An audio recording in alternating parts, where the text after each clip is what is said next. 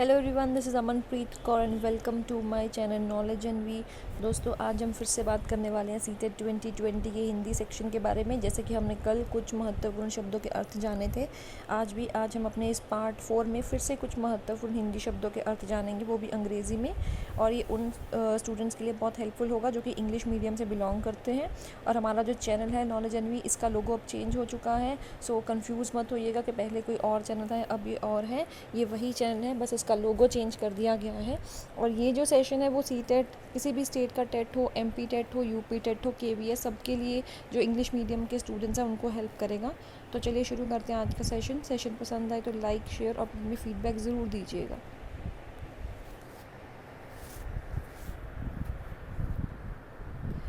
तो जी हाँ, हमारा आज का पहला जो सेंटेंस है वो है भाषा शिक्षण विधियों के गुण और दोष। तो इसका मतलब हो जाएगा demerits and merits of language teaching method. जैसे हमने कल सीख लिया था कि भाषा शिक्षण को हम लैंग्वेज टीचिंग भी कहते हैं। तो विधियाँ उसके यानी मेथड्स को कहेंगे, गुण और दोष हम कहेंगे मेरिट्स और डीमेरिट्स को। तो इसलिए इसका आंसर आ जाएगा कि इसका मतलब ये है कि merits and demerits of language teaching methods.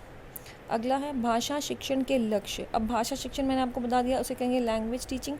लक्ष्य यानी एम क्या है उसकी, तो इसका मतलब होगा एम्स ऑफ लैंग्वेज टीचिंग।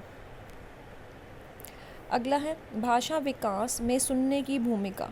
अब भाषा विकास यानी भाषा यानी लैंग्वेज, विकास यानी डेवलपमेंट के लैंग्वेज डेवलपमेंट में लिसनिंग यानी सुनने की क्या रोल है, मतलब भूमिका है, राइट। तो इसका मतलब होगा role of listening in language development. इसी तरह से अगला आपका सेंटेंस है भाषा विकास में बोलने की भूमिका के role of speaking in language development और इन लैंग्वेज। नेक्स्ट है आगमन विधि। जी हाँ, आगमन विधि का मतलब होगा इंडक्टिव मेथड। इंडक्टिव मेथड को कहते हैं आगमन विधि। और अगर लिखा होगा भाषा संवर्ग विधि तो इसका मतलब होगा लैंग्वेज इनकॉर्पोरेशन मेथड।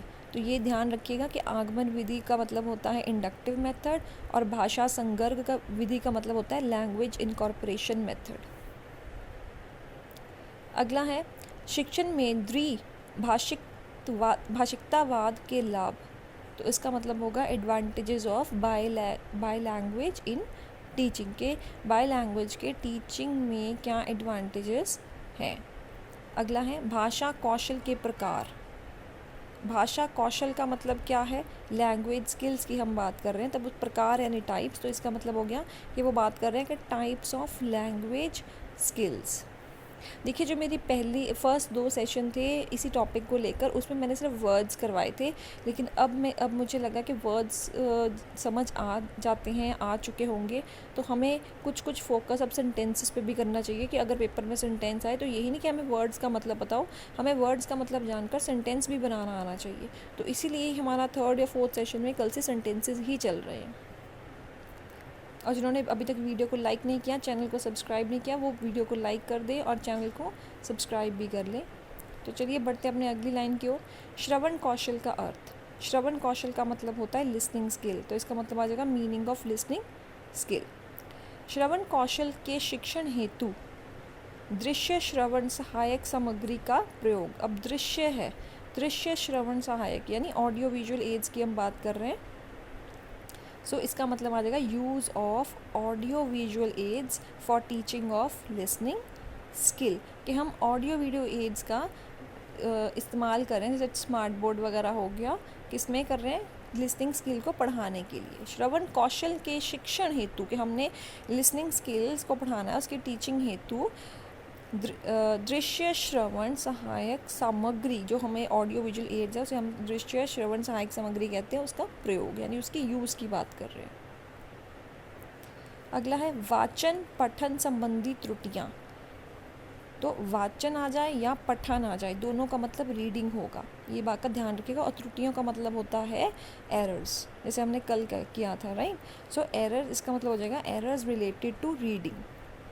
अगला है मौन वाचन के उद्देश्य। मौन वाचन का मतलब होता है, जैसे वाचन का मतलब रीडिंग है ना, मौन है साइलेंटली हम कर रहे हैं, कहते हैं ना अपने मन में पढ़ो, उसे हम कहेंगे मौन वाचन के उद्देश्य।